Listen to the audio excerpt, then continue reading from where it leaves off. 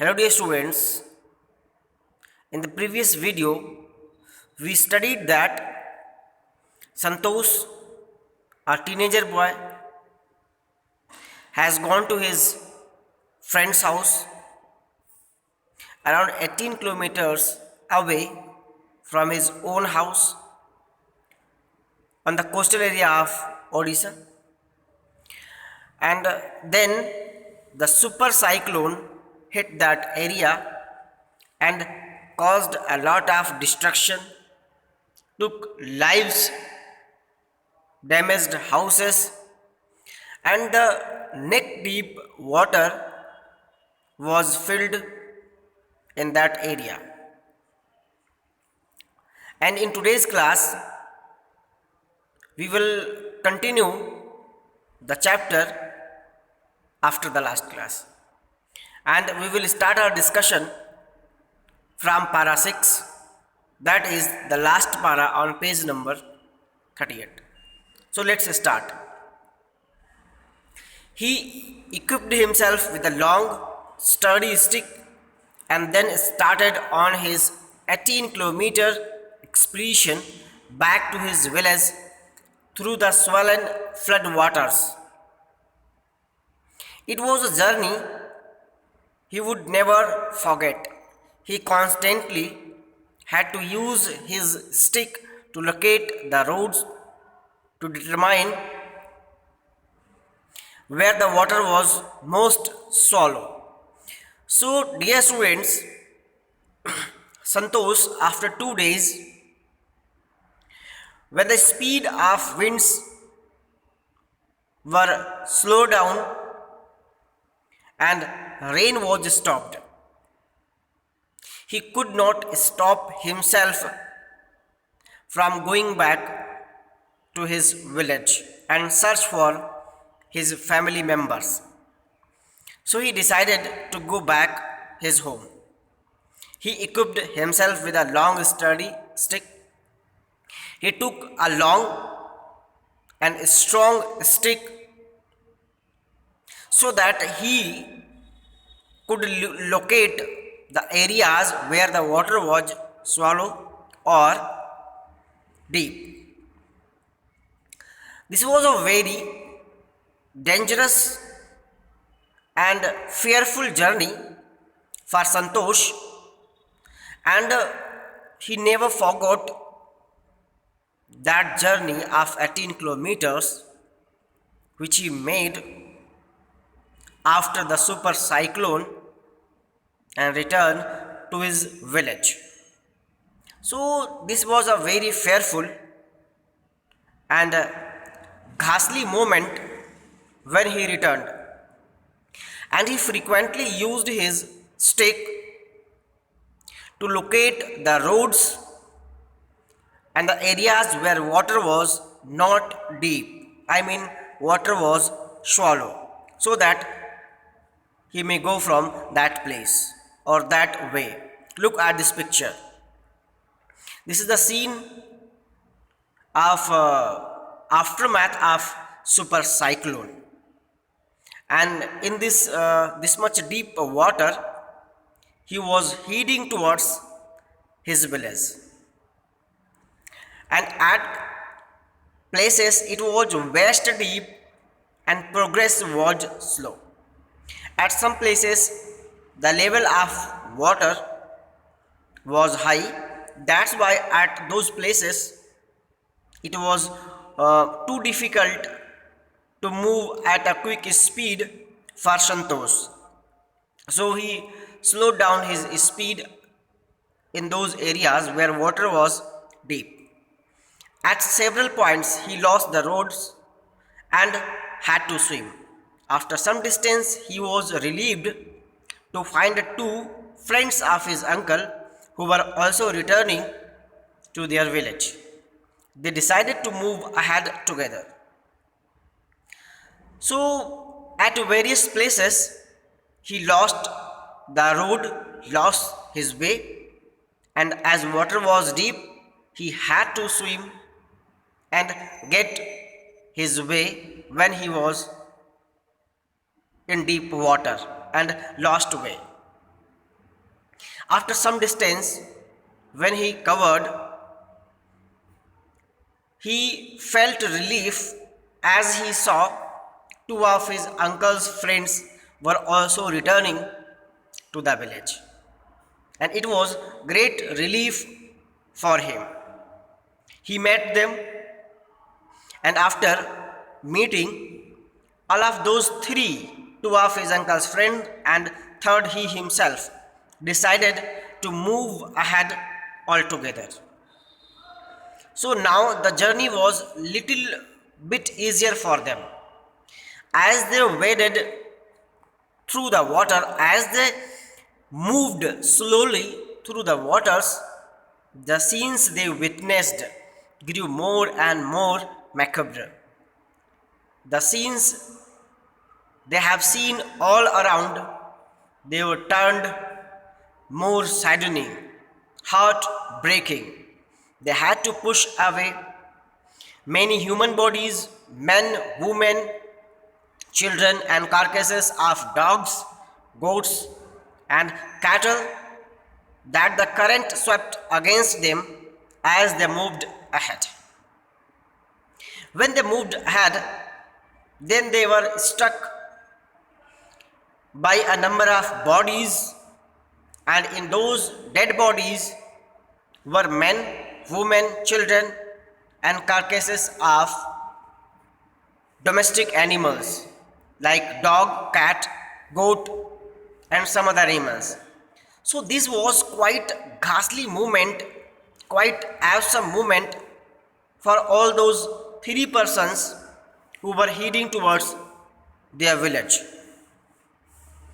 In every village that they passed, they could barely see a house standing.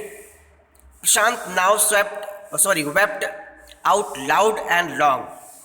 He was sure that his family could not have survived this catastrophe.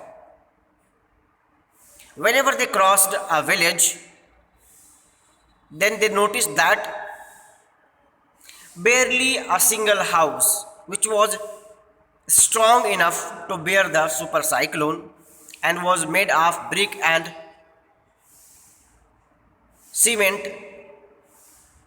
could be seen standing after the super cyclone.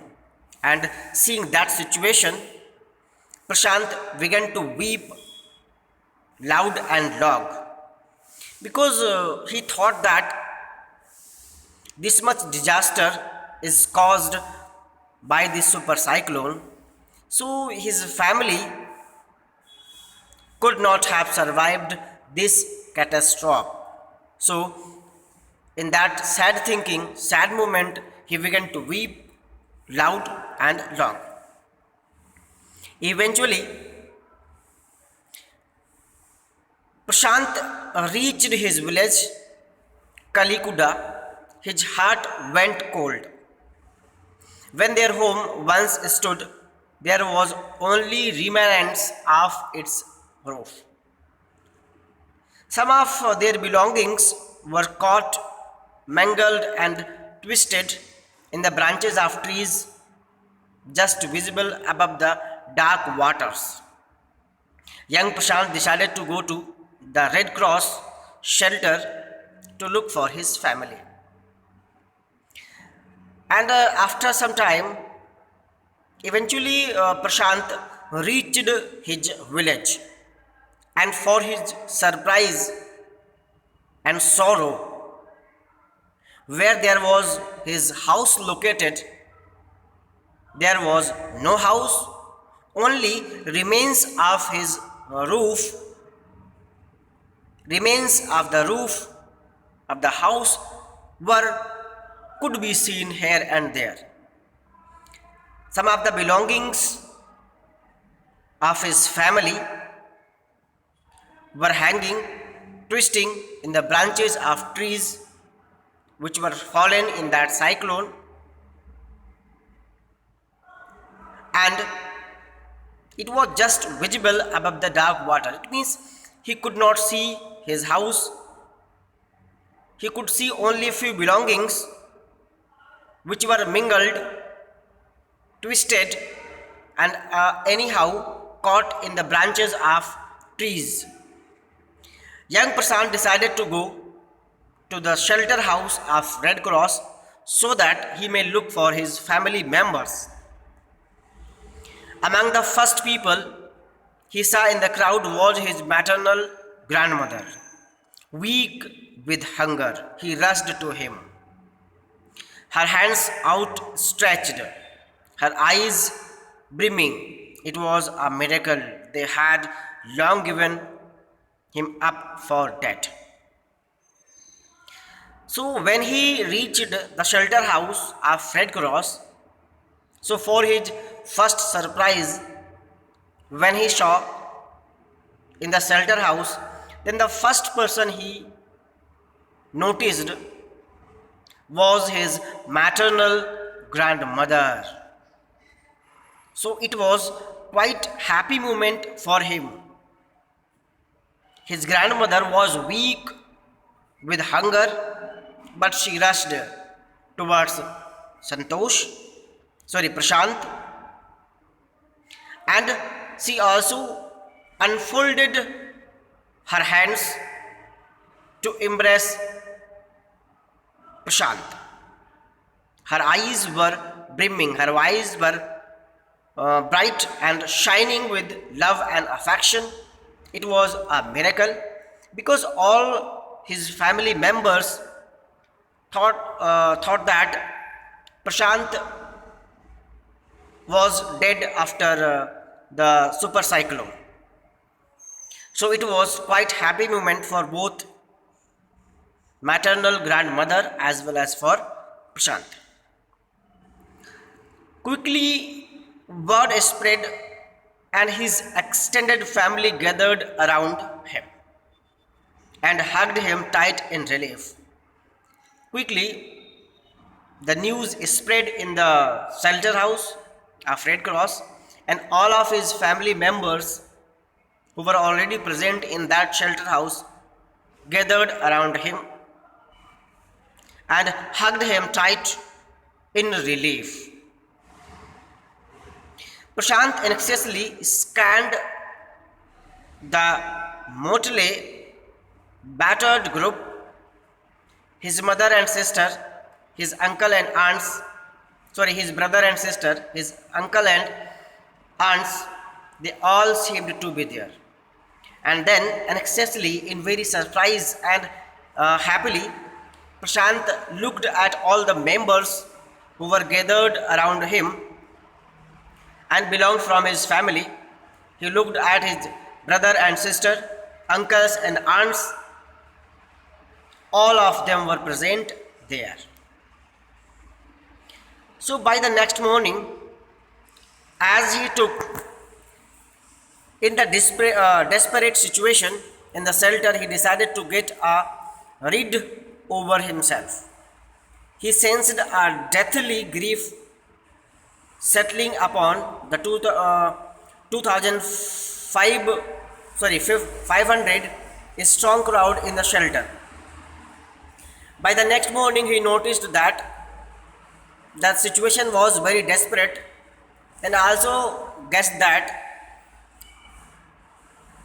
the grief was approaching them. He sensed that deathly grief settling upon the 2,500 strong crowd in the shelter. He thought that if they had done nothing, then some other grief will caught those people who were living at that time in the shelter house of Red Cross, and the number of those people was around 2,500. 86 lives were lost in the village. Total the loss of lives was 86 in the village. All the 96 houses had been washed away, and all of the houses, those were in number 96, were destroyed in the super cyclone. It was their fourth day at the shelter. So far they had survived on green coconuts, but there was too few to go around such a tumult of people. It was their fourth day, and they had nothing to eat, but they had only few green coconuts, but they were too scant to be sufficient for all the people present in that shelter house. So this was the appalling situation in which Prashant was also a victim of that unfortunate condition. But how he managed, how he survived, and how he helped all the people present in that shelter house, we will study in the next class. Till then, keep learning and enjoy study. Thank you for taking this class.